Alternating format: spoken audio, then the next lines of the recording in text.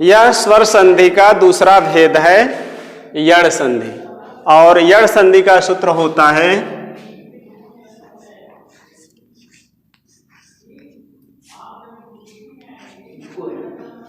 Eco यड़चि।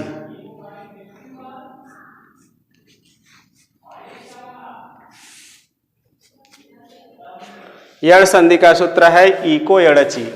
Eco यड़चि में 3 पद है। 3 पद कौन कौन से हैं? पहला पद है इक,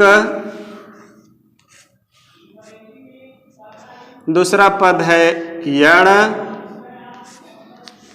और तीसरा पद है अचि अर्थात अच। माने 3 प्रत्याहार हैं। माहेश्वर सूत्र से प्रत्याहार बनते हैं। आदि वर्ण से लेकर के अंत व हलंत वर्ण के बीच के वर्णों को हम प्रत्याहार कहते हैं। अर्थात ई से लेकर के क के बीच में जो भी वर्ण आते हैं उसे हम इक प्रत्याहार कहते हैं। और इक प्रत्याहार के अंतर्गत आते हैं ई, उ, री,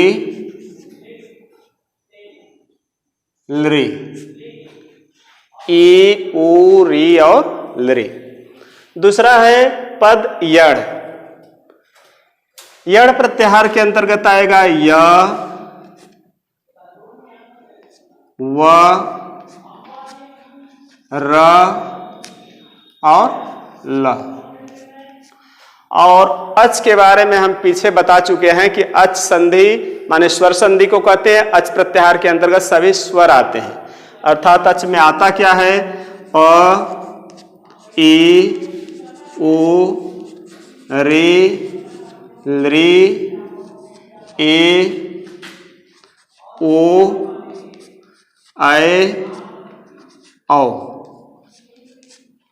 ऐ, औ, च तक जाएंगे। तो जितने भी ये वर्ण हैं सब स्वर हैं, और सभी स्वरों को हम अच के नाम से जानते हैं क्योंकि अच प्रत्याहार है। अब हम यड़ संधि की जो सूत्र है उसकी व्याख्या करेंगे, क्योंकि इको यड़चि में 3 पद हमने बताया। एक इक है, एक यड़ है और एक अच है। तो यह सूत्र कहता है कि जब इक प्रत्याहार के बाद अर्थात ई, उ, री, लृ के बाद अच आता है अर्थात स्वर आता है।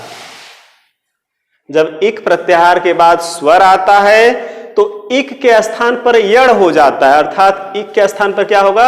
यड़। यड़ में क्या आएगा? य, व, र, ल।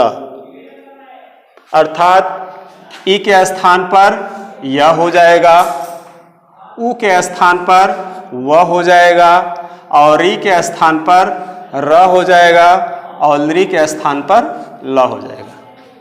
तो वह यड़ संधि होगी। 3 पद इक, यड़ और अच। इक के स्थान पर यड़ होता है जब बाद में अच परे हो अर्थात स्वर परे हो। तो क्रम से इक में भी 4 वर्ण हैं, यड़ में भी 4 वर्ण हैं। तो ई के स्थान पर ही यह होगा, उ के ही स्थान पर वह होगा, री के ही स्थान पर र होगा, लृ के ही स्थान पर ल होगा। ऐसा करने वाला एक सूत्र है स्थाने अंतरतमा।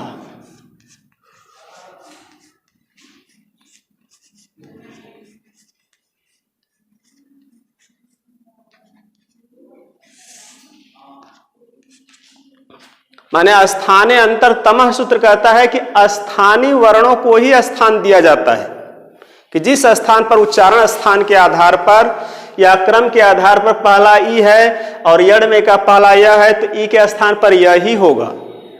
दूसरा उ है तो उ के स्थान पर वही होगा, री के स्थान पर र ही होगा, लृ के स्थान पर ल ही होगा।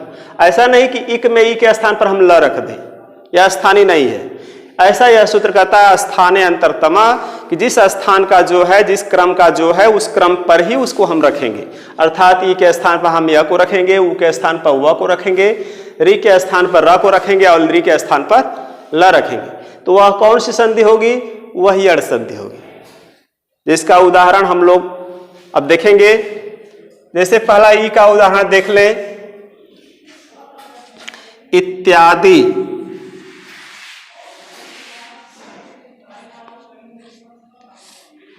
इत्यादि है शब्द है, इसका संधि विच्छेद हम यण संधि के आधार पर करेंगे। हमको यह प्राप्त करना है तो हमको ई रखना होगा, तभी यह मिलेगा। तो संधि विच्छेद करते समय हम इसका संधि करेंगे इति धन आदि, इति धन आदि।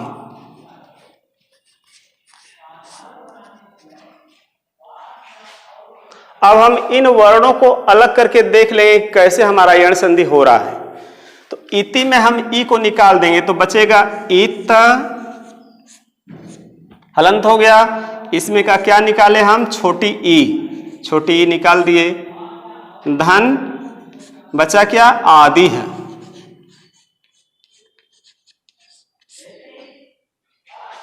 अब हमारा यह संधि सूत्र कहता है इको एड़ची की इक के स्थान पर यण होता है। तो इक बराबर यण, अर्थात ई बराबर य। ऐसा कौन सूत्र कहा, स्थाने अंतर तमः। अब हम ई के स्थान पर य रखेंगे तो हो जाएगा इत, ये जेव का त्यों रहेगा। धन ई के स्थान पर अब यह हो जाएगा क्योंकि ई के स्थान पर यह आएगा, ई के स्थान पे स्थान यह है तो होगा यह। धन आदि है।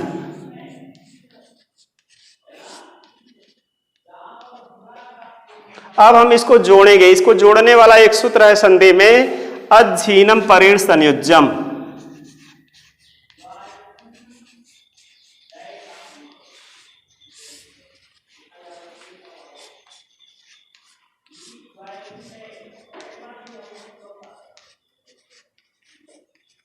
अझीनम परेण संयोज्यम माने अच से हीन परे हो तो उसका संयोग संज्ञा होता है, संयोग का अर्थ होता है जोड़। तो अब हम इसको जोड़ेंगे तो ई पहले है, ई रखेंगे, त आधा है तो आधा त रखेंगे, यह आधा है, इसमें आ का मात्रा जुड़ेगा तो या हो जाएगा, और बचा दिह तो हमारा बन गया इत्यादि है। तो यह रूप, यह संधि जो है सिद्ध हुई।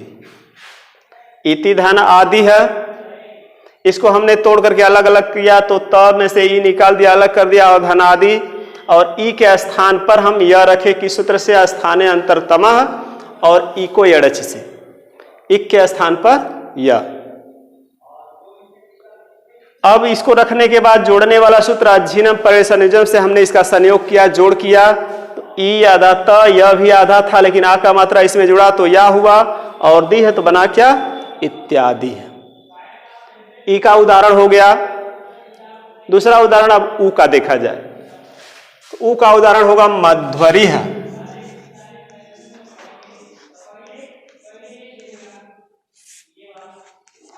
मध्वरी का संधि विच्छेद होगा मधु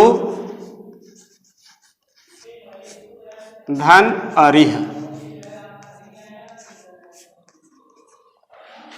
इसको हम इसमें का ऊ निकालेंगे, अलग करेंगे तो होगा मध, ध आधा हो जाएगा, धन इसमें का ऊ निकाले हैं उसको रखेंगे, धन अरिह रखेंगे। अब ऊ के स्थान पर हम वह रखेंगे क्योंकि सूत्र कहता है इको एड़ची, इक के स्थान पर यड़ होता है जब बाद में अच परे हो, अच माने स्वर। तो मधु में ऊ के बाद हमको अच अ मिला, अर्थात ऊ के स्थान पर व होगा, किस सूत्र से, स्थाने अंतर तमः से। तो हो जाएगा, यहां पर रखेंगे मध धन व आधा धन अरिह। अब फिर जोड़ने वाला सूत्र यही जुटेगा, चलेगा झीनम परेण संयोज्यम से। अब इसको हम संयोग करेंगे तो इन वर्णों को रखें, म आधा ध, व आधा है लेकिन अ जुड़ेगा तो पूरा व हो जाएगा, और रिह बचा तो यह हमारा बन गया मध्वरी। तो हमारा मध्वरी सिद्ध हो गया। मध्वरी कैसे सिद्ध हुआ, संधि बना मधुधन अरिह।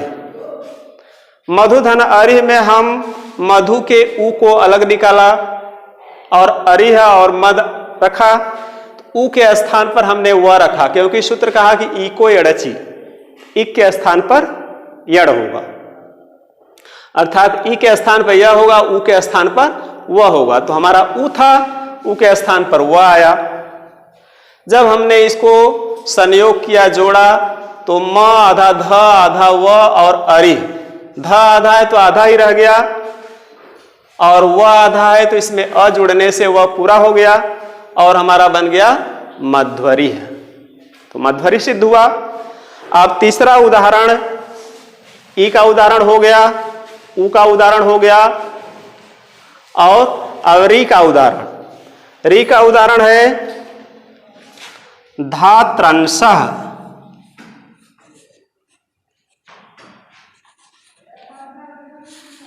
धात्रंशः। संधि इसका करेंगे तो होगा धात्री धन अंशः, धात्री धन अंशः। अब हम जैसे इन सब में वर्णों को अलग अलग किया, इत्यादि में किया, वैसे हम धात्रंशः में भी अलग अलग करेंगे। धात्रंशः में त्रि को अलग करें, री को अलग करेंगे तो होगा धात, त आधा हो गया क्योंकि इसमें का हम री स्वर को निकाल दिए, और धन अंशः। अब हम अपने सूत्र की ओर जाएंगे। एड़ संधि का सूत्र कहता है इको एड़ची।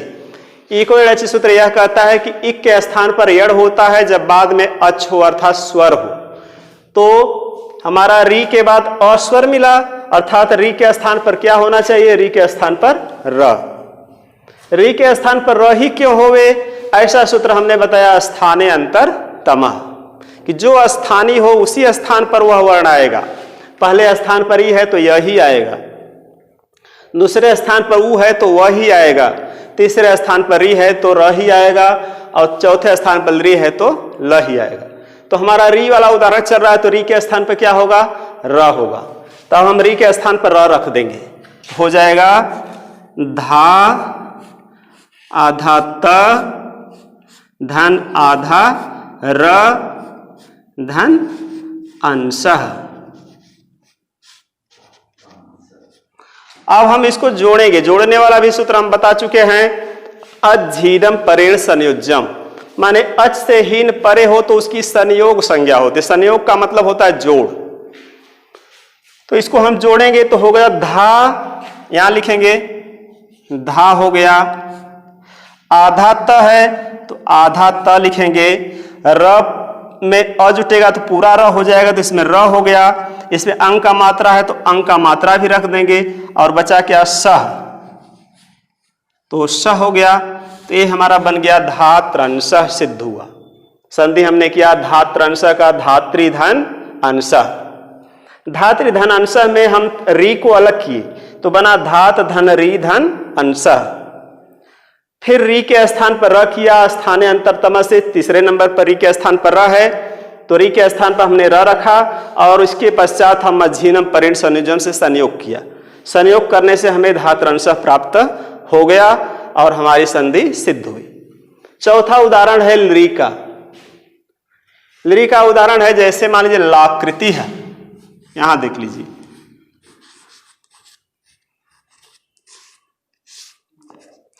लाकृति का हम संधि विच्छेद करेंगे तो होगा लृ धन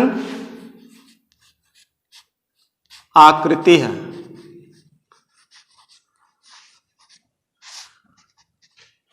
अब आएंगे अपने सूत्र की ओर। सूत्र हमारा कहता है, यड़ संधि का सूत्र है इको यड़ची। सूत्र कहता है कि इक के स्थान पर यड़ होता है जब बाद में अच हो। तो इक में का लृ है, लृ के बाद अच का आ गया तो हम स्थाने अंतरतम से लृ के स्थान पर ल रखेंगे। तो अब लृ के स्थान पर हमारा हो जाएगा ल, और यह भी ल हलंत रहेगा, और हलंत का मतलब होता है आधा वर्ण, अर्धमात्रा। तो ल हो गया प्लस आकृति है। अब हम जोड़ने वाला सूत्र अज्झीनम परेण संयोज्यम से संयोग करेंगे तो ल आधा है, इसमें आ का मात्रा जुटेगा तो हो जाएगा ला, बचा क्या? कृति है,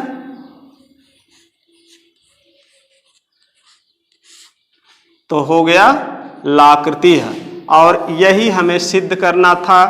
हमारी यड़ संधि के चारों सूत्र सिद्ध हुए।